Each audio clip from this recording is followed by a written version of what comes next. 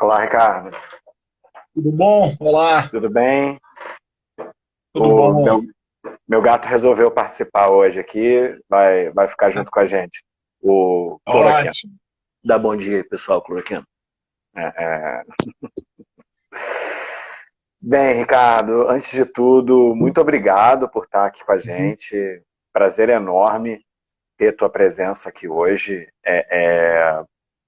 A gente vai falar de uma temática que para mim é muito relevante, é muito importante e que vai ser muito legal ter o teu ponto de vista, poder entender algumas coisas que você tem escrito, que você tem falado, tem acompanhado muito aí tua produção de conteúdo. E, enfim, acho que a gente pode começar até com uma apresentação sua, se você pudesse se apresentar para a gente. Ok. Primeiro, prazer falar com vocês. Eu sou Ricardo Capelli, sou jornalista, especialista em administração pública e atualmente sou secretário da representação do governo do Maranhão aqui em Brasília, no Distrito Federal.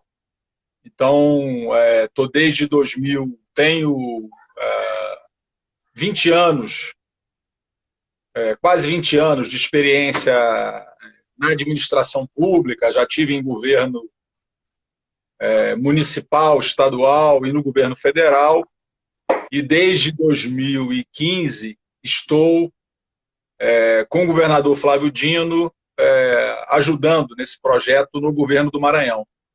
E também sou colunista de alguns sites, de alguns sites que tratam de política, que tratam da questão política no Brasil. Comecei, já escrevo há algum tempo para alguns sites, procuro participar desse debate político no país. Legal. Não, eu gostei muito e, aliás, eu vou usar muita coisa que você escreveu como gancho para a gente conversar aqui hoje, né, Ricardo? E assim, e aí já vou puxar um gancho de um texto que eu li teu recente, que você fala que a esquerda ela está caminhando para o precipício, né? Por que você entende que a esquerda está caminhando para o precipício? Só para a gente começar por esse diagnóstico para a gente falar da necessidade da frente ampla. Olha, primeiro, isso não é uma. Quando eu usei esse termo de caminhar para o precipício, eu tentei usar isso mais no sentido de alerta, né? Vamos fazer uma análise do que está em curso hoje no país, né? Rápida. Se a gente pegar as principais capitais do país hoje, o que prevalece é uma fragmentação do campo progressista no país, né? Você tem várias candidaturas em São Paulo, várias candidaturas no Rio, várias candidaturas em Belo Horizonte, várias candidaturas em Porto Alegre, do campo progressista. Então, você tem uma fragmentação do campo progressista. Em boa parte dessas capitais, quem lidera a corrida eleitoral, nesse momento, claro que está muito longe, isso ainda pode mudar, mas nesse momento, quem lidera a corrida eleitoral são candidatos do campo conservador. São candidatos da direita ou da centro-direita. O quadro, quer dizer, Bolsonaro recentemente voltou a crescer nas pesquisas, voltou ao patamar dele das eleições. Saíram, nos últimos 15 dias, 4 pesquisas, e as 4 apontaram o mesmo. Saiu a pesquisa da XP, saiu a pesquisa da Fórum, saiu a pesquisa do Poder 360 e da Paraná Pesquisa. As 4 pesquisas apontaram a mesma questão. Qual a questão? Diz que o Bolsonaro voltou ao patamar de 1/3 do eleitorado, considerando a gestão dele ótima ou boa, e perto de 23, 24, considerando regular. Então, Bolsonaro, se a gente considerar que ele teve mais ou menos esse 1/3 no primeiro turno da eleição, e mais ou menos um pouco mais de 40 no segundo turno da eleição, 40 dos totais, óbvio que dos válidos fez mais. Ele está mais ou menos no mesmo patamar, ele voltou mais ou menos ao mesmo patamar que ele, no qual ele ganhou a eleição. A gente vive hoje, quer dizer, uma ofensiva grande da extrema-direita no país. Né? Quer dizer, é a primeira vez na história do país que a gente tem um governo que se assume de direita, com orgulho. Né? Vamos lembrar que da redemocratização para cá, a direita ficou associada aos anos de chumbo, né? Aquela coisa da ditadura, das torturas e tal. E ninguém no Brasil queria se associar a essa imagem da direita. Todo mundo... Vamos lembrar que o PFL mudou de nome. Cara. O PFL virou DEM, justamente para fugir de toda aquela marca daquela direita tradicional. Ninguém se assumia de direita. Bolsonaro não, mudou. Bolsonaro se assume de direita e trata disso com orgulho. Ele faz disputa política e ideológica aberta, defendendo valores de direita, conservadores. Não por acaso, uma dessas pesquisas que saiu, é interessante citar, uma dessas pesquisas que saiu, que foi a pesquisa da revista Fórum, ela apontou que 38% dos brasileiros, hoje, se declaram de direita. 9% se declaram de centro-direita. Então, se a gente considerar eleitores que se declaram de direita ou de centro-direita, a gente está falando de 47% do eleitorado. De esquerda, se assumiram como de esquerda, 16%. E pouco mais de 6%, quase 7%, de centro-esquerda. Então, estamos falando de um quadro onde você tem 23% de esquerda ou centro-esquerda, 47% se dizendo de direita ou de centro-direita e 30% se dizendo de centro, o eleitor médio, que não está nem de um lado nem do outro, 30%. Então, esse é o cenário, esse é o teatro de operações. Então, assim, com um governo de extrema-direita no poder, com 47% da população se dizendo de direita ou de centro-direita, a gente caminha, faz sentido a gente caminhar para as eleições municipais com esse nível de fragmentação do campo popular e democrático? Não me parece razoável. Acho que o razoável nesse cenário seria ter um nível de convergência do nosso campo. Mas isso não aconteceu até agora. Pode ser que até novembro as coisas evoluam. Temos que trabalhar para isso, para ter um nível de convergência, que não aconteceu até agora. Agora, se não houver, se a marca for a fragmentação até o final, a gente corre o risco de terminar o ano sem ter nenhum candidato, nenhum prefeito do campo progressista eleito nas capitais, nas 26 capitais brasileiras. Então, esse é um risco real. No quadro de hoje, se a gente considerar a eleição de dois ou três prefeitos do campo progressista nas capitais, isso aí já vai ser motivo de festa. 2 ou 3 dos 26. Então, quando eu usei essa expressão, quer dizer, caminhando para o precipício, é por quê? Uma ofensiva da direita, uma ofensiva, o governo da extrema-direita no poder e o nosso campo fragmentado. Então, não parece razoável isso. E os números vão dizendo que a gente pode ter uma derrota muito contundente no final do ano. Volto a dizer, não está dado ainda temos alguns meses pela frente. Eu torço para que o nosso campo consiga construir convergência, para pelo menos ir ao segundo turno.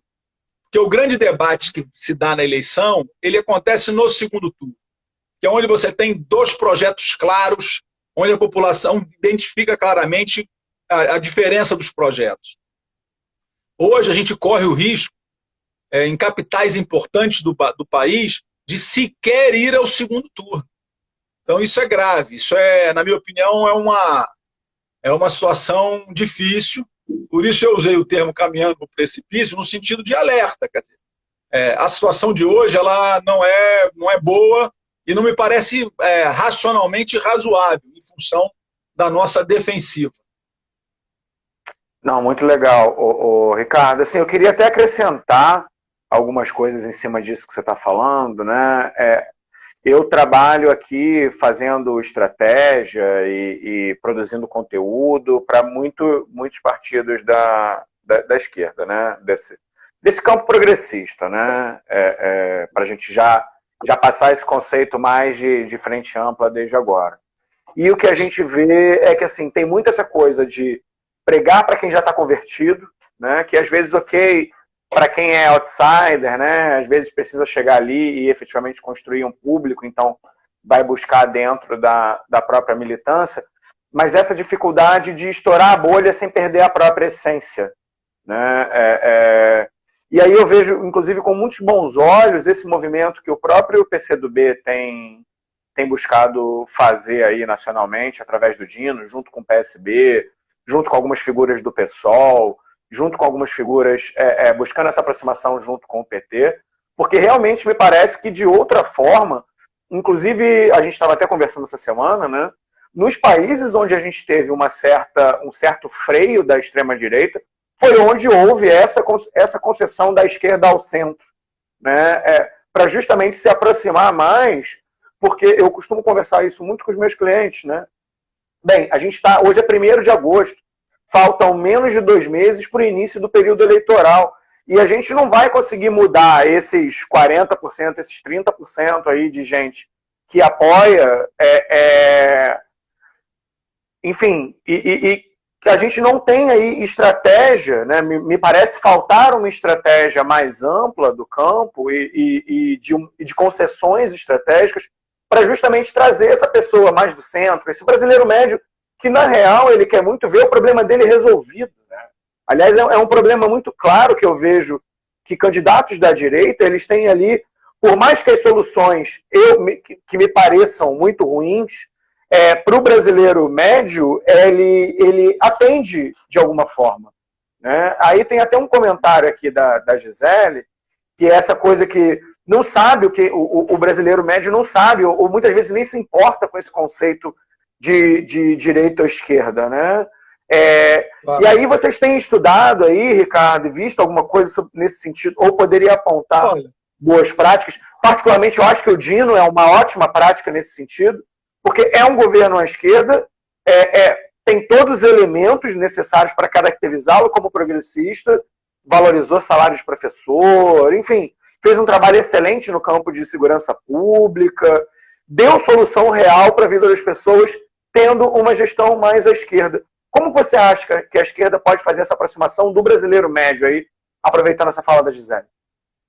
Olha, a primeira questão, eu acho, é dialogar com os problemas reais, né? Qual é o problema real da população hoje? Tem 2 problemas centrais. Primeiro é a questão da pandemia, do coronavírus, enfim. Essa ameaça sanitária que já matou mais de 90 mil brasileiros e que não está estabilizada. Quer dizer, parece que está estabilizada, mas num patamar muito elevado. Né? Tem uma interiorização, então, né, e uma certa então, setorização da doença. Então, dialogar com essa realidade. Né? A população continua...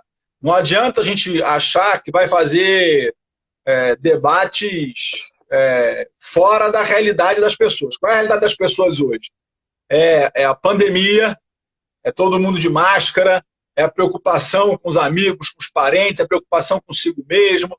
Quer dizer, como é que vai... todo mundo conversando e fazendo reunião em videoconferência. Essa é a realidade sanitária. Né? E a gente em paralelo com uma negação coletiva, né? Eu tenho brincado com o pessoal lá do Rio de Janeiro. Parece que o Rio de Janeiro já achou vacina. Mas qual é a questão? É que essa é a realidade objetiva. Então, temos que dialogar com essa realidade. Né? Defender as medidas sanitárias, defender, enfim, enfrentar esse debate irresponsável que o Bolsonaro faz, né? De cloroquina, quer dizer, coisas que são absolutamente, você não tem nenhuma comprovação, nenhuma base científica, enfim. Então, esse é um debate. E dentro da pandemia, tem um outro debate que não é sanitário, mas que é tão importante quanto que a questão da economia. Por quê? O Bolsonaro ele adotou uma estratégia que, desde o início, que ele começou perdendo, mas que nesse momento está rendendo frutos a ele, que é o quê? Ele apostou numa contradição falsa entre saúde e economia. Ele apostou em criar meter uma cunha nesse debate, como se esse debate fosse contraditório. Então, é o seguinte, o campo progressista fica com a saúde e eu vou ficar com o debate da questão econômica. E eu acho que, em certa medida, ele teve sucesso nessa tentativa de meter uma cunha, de criar uma contradição. Porque ele ficou falando de economia, enquanto a gente só falava de medida sanitária. E ele falava só da economia. E a gente de medida sanitária.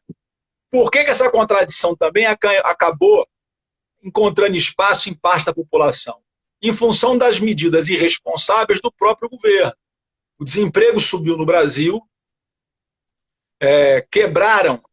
fecharam até 15 de junho mais de 700 mil empresas no Brasil. Por quê? Porque o governo federal se recusa, a partir de uma lógica liberal anacrônica, defendida por Guedes, que não tem mais sustentação no mundo inteiro. O mundo inteiro é keynesiano. O mundo inteiro está saindo da crise via investimento público. E aqui no Brasil, o Guedes mantém um mantra ideológico e responsável de que o Brasil vai sair da crise via apenas investimento privado. Então, o Guedes, o que ele fez com as pequenas e microempresas? Ele pegou os recursos e enviou para os bancos emprestarem para as pequenas e microempresas. O que aconteceu? Dos recursos que foram encaminhados, quase nada chegou para as pequenas e microempresas, porque os bancos se recusam a tomar risco. Mesmo a União assumindo a maior parte do risco do empréstimo, os bancos, mesmo a pequena parte, os bancos se recusam a tomar risco. Na pandemia, o que aconteceu? Os bancos ampliaram as exigências para fornecer crédito. E as empresas quebraram. Então, o Bolsonaro, quer dizer, ele, ao mesmo tempo que sufoca a economia, ele tenta colocar na culpa dos governadores e dos prefeitos que adotaram as medidas sanitárias corretas, de quarentena, de restrição, ele quer botar nos governadores e nos prefeitos a culpa pela crise econômica. Quando a gente sabe que a responsabilidade pela crise econômica é absolutamente dele. Só o governo federal pode emitir moeda. Só o governo federal pode emitir título. Só ele pode financiar grandes investimentos contracíclicos no país. Vamos lembrar o que está acontecendo no mundo. Na Europa, a União Europeia decidiu investir 750 bilhões de euros. São 4,6 trilhões de reais para retomar a economia do continente europeu, do bloco lá, da União Europeia. O debate no Congresso norte-americano entre democratas e republicanos é um debate que está em torno de 2 trilhões de dólares que o governo norte-americano vai investir para retomar a economia. Se a gente considerar o dólar aí a 5, nós estamos falando de 10 trilhões de reais que eles vão investir na economia deles para retomar. Aqui o Bolsonaro se recusa a fazer isso. Na Europa a mesma coisa, né? A Europa é o maior pacote econômico da história. Ele estrangula a economia, o Bolsonaro, e tenta jogar a responsabilidade sobre a crise econômica nos governadores e nos prefeitos. Então nós temos que entrar nesse debate, nós temos que debater a questão da crise econômica. Tem que ficar claro para a população que, se dependesse do Bolsonaro e do Guedes, o auxílio emergencial seria de R$200. Ou nem Quem seria. levou para 600, ou nem seria. Quem levou para R$600 foi o Congresso. Então a gente precisa debater isso, a gente precisa fazer esse debate. Não pode deixar o Bolsonaro sozinho, com a imagem de que quem cuida da economia é ele e a gente só quer saber de saúde. Essa é uma contradição falsa. esse é um diagnóstico muito que já vem sendo muito disseminado, né, o Ricardo? A gente vê, a gente consegue enxergar muito bem esses caminhos, isso está na análise de diversas pessoas do campo, e ainda assim me parece que a gente tem uma dificuldade de trabalhar, por exemplo, de maneira coordenada, essa informação, né? Que é uma coisa que a direita faz muito bem. E não dá para dizer, semana, eu gosto muito... Pode falar. Deixa eu te dar um exemplo. Essa semana que passou, o governador Flávio Dino encaminhou para o presidente Bolsonaro, nós encaminhamos um ofício propondo uma reunião que envolvesse todos os governadores, todas as centrais sindicais e todas as confederações empresariais. A gente propôs, nesse ofício ao presidente, 3 pautas. Centralmente, o Pacto Nacional pelo Emprego. Dizer o seguinte, o que ele vai fazer, que já está apontado agora para setembro, uma segunda onda de desemprego. Porque muitas empresas, mesmo com o fim com a flexibilização das medidas, as pessoas não voltaram aos hábitos anteriores. Uhum. Então, boa parte das empresas está quebrando.